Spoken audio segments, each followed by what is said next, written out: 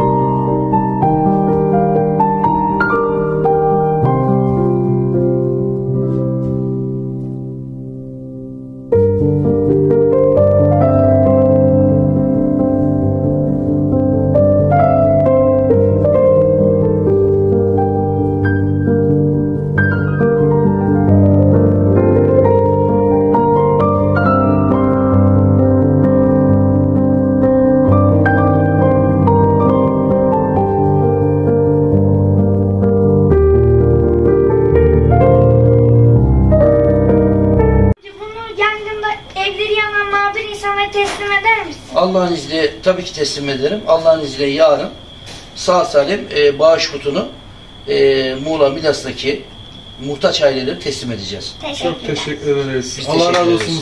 Senden de.